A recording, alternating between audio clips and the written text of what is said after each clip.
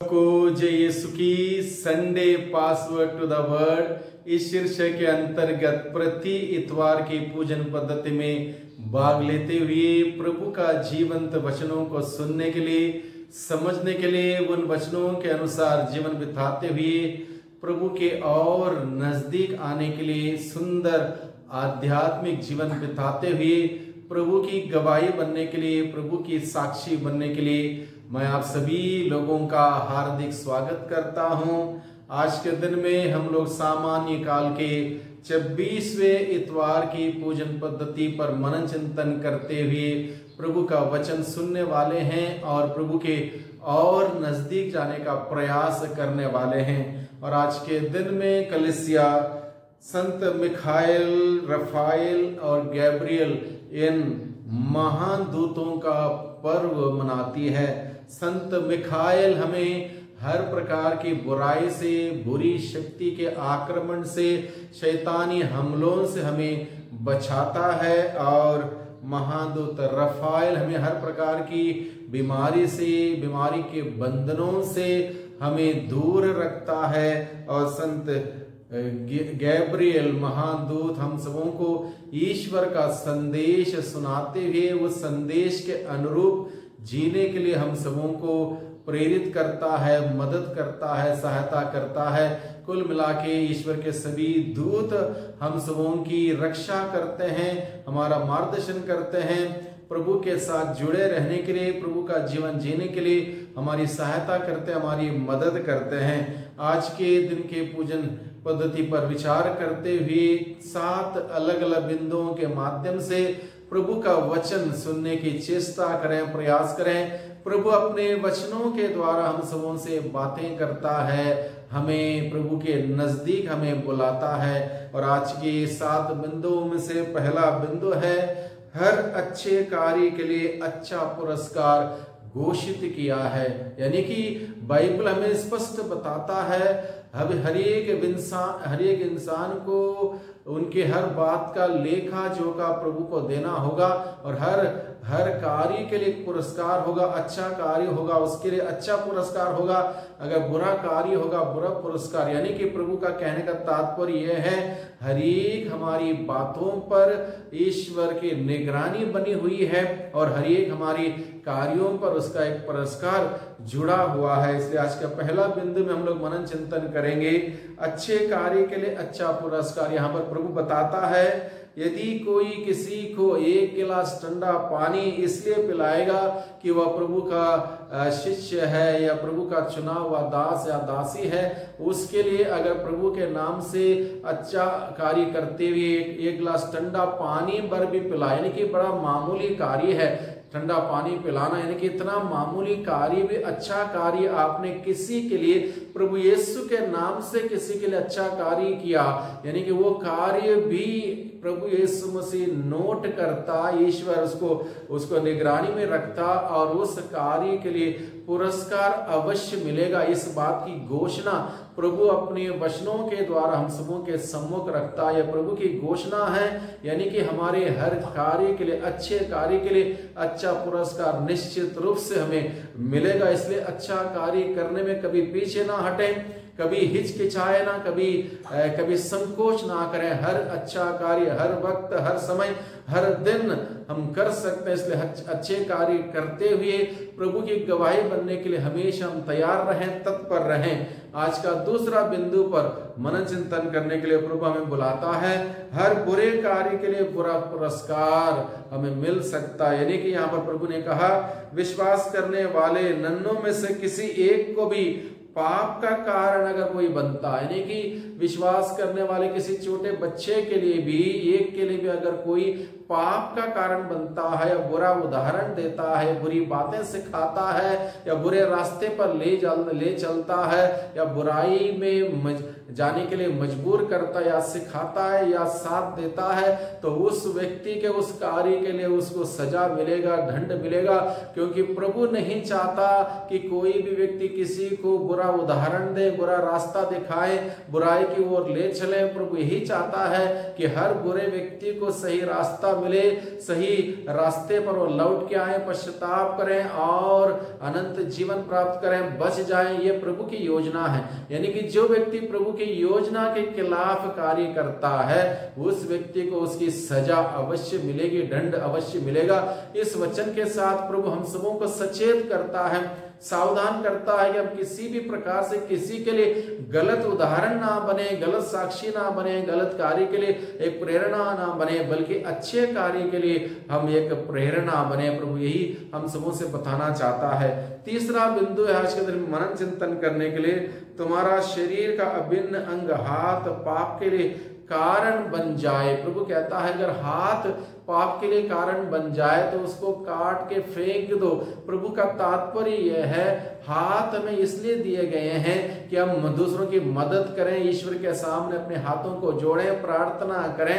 हाथों के द्वारा बहुत सारे भलाई का कार्य हम कर सकते हैं। स्वयं प्रभु यीशु मसीह ने उस हाथों के द्वारा रोगियों को चंगाई दी, लोगों को आशीष दी, लोगों को बरकत दिया। उन्हीं हाथों को लोगों ने पकड़कर सूली पर कीलों से ठोक दिया। इस प्रकार से जब जब हम लोग हाथ को गलत इस्तेमाल के लिए इस्तेमाल करते हैं, पाप के लिए इस्तेमाल करते हैं, प्रभु से दूर जाने के लिए इस्तेमाल करते हैं, यह हाथ जो हमें प्रभु के और नजदीक जाने के लिए दिया है, एक प्रकार से ईश्वर के आशीषों को बटोरने के लिए दिया है, आशीषों को बटोरने के बजाय इस हाथ को गलत इस्तेमाल करते हुए हम प्रभु से दूर चले जाएं, तो प्रभु कहता है अच्छा यही है कि तुम अपने हाथ को काट दो, फेंक दो और बिना हाथ के तुम स्वर्ग जा सकोगे, दोनों हाथों का रहते नरक जाओगे। तो इससे क्या लाभ होगा, क्या फायदा होगा?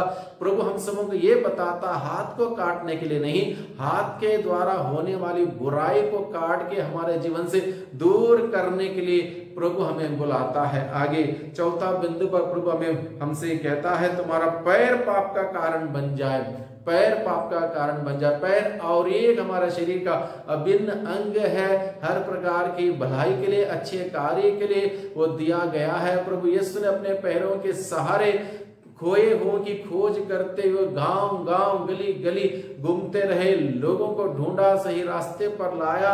प्रभु ने अपने पैरों के सहारे लोगों की, गरीबों की, लोग जो बंदरों में थे, बीमार थे, उनकी भेंट की और इस प्रकार से लोगों को उत्थान किया, विकास कि वो लोगों को लेके गए। उसी प्रकार से हम सबों को प्रभु ने पैर दिए हैं, चलने फिरने के लिए, जाने आने के लिए, काम दाम करने के लिए, और इस प्रकार से प्रभु की आशीषों को बटोरने के लिए ये पैर दिए गए। और ये पैर हमारे लिए अगर पाप का कारण बनता है, गलत जगह पर जाने के लिए, गलत लोगों के पास जाने के लिए, गलत कार्य करने के लिए जाने के लिए, ईश्वर से दूर चलने के लिए अगर ये पैर हमारे लिए माध्यम बनते हैं तो निश्चित रूप से प्रभु कहता है इस पैरों को काटो, यानी कि इन पैरों के द्वारा होने वाली बुराई को काटो और बजाय बिना पैर के स्वर्ग जाना अधिक अच्छा है। प्रभु हम सबों को यही बताता है। आगे प्रभु का वचन बताता है 5वें बिंदु में, तुम्हारी आंख पाप का कारण बन जाए। हमारे इंद्रियों में से एक आंख है, वो आंख हमें इसलिए दी गई, ईश्वर की सुंदर रचना को हम देखें, उस रचना को देखें, उसकी तारीफ करें, उसकी महिमा करें, उसकी प्रशंसा करें, लोगों की तारीफ करें, लोगों को हम देखें, समझें। इस प्रकार से अनेक अच्छाइयों के लिए वो आंख दी गई है।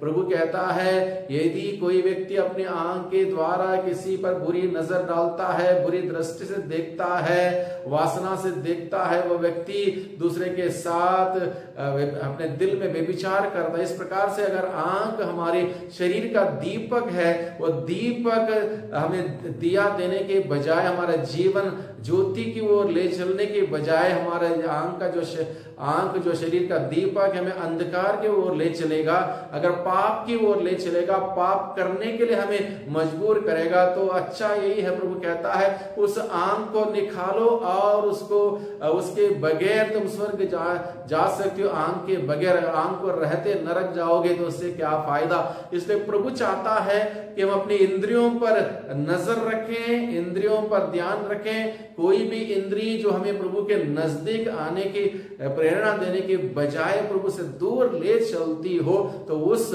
इंद्री के द्वारा होने वाले उस पाप के जड़ को हम काटें और प्रभु के साथ हम जुड़े रहें। प्रभु हमसे यही कहता है। और छठा बिंदु में प्रभु कहता है, किसी के साथ किया हुआ अन्याय स्वर्ग को पुकारेगा। जैसे कि आज के दूसरे पाठ में बताया गया, मजदूरों को मजदूरी नहीं देना, धर्मी पर दोषी ठहराना, और इस प्रकार से किसी के साथ किया हुआ अन्याय स्वर्ग को पुकारेगा। यानी कि कोई भी अन्याय हम करके बच नहीं सकते, क्योंकि प्रभु न्याय प्रिय ईश्वर है, प्रेम करने वाला ईश्वर अन्याय नहीं करेगा, हमारे कर्मों के अनुसार हमें फल देगा, हमें पुरस्कार देगा। इसलिए इस बातों से सचेत रहें, सावधान रहें, सुरक्षित रहें। और सातवें बिंदु के द्वारा प्रभु हम सबों को सिखाता है, सबको प्रभु अपने कार्यों में शामिल होने के लिए बुलाता है। जब प्रभु के शिष्यों ने प्रभु से आके कहा, योहन ने ईसा से कहा, गुरुवर, हमने किसी को आपका नाम लेकर अवधूतों को निकालते देखा और हमने उसे रोकने की चेष्टा की,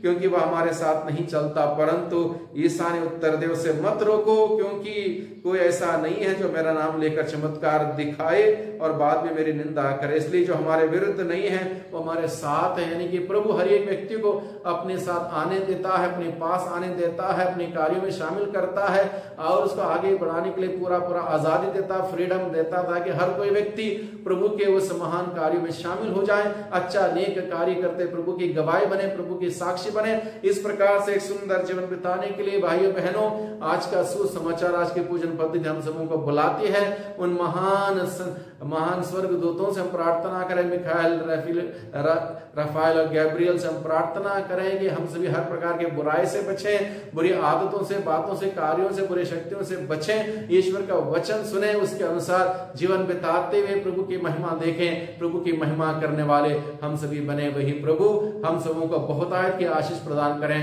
बहुतायत की कृपा अनुग्रह हम सबों को प्रदान करें। सबको जय यीशु की, सबको धन्यवाद।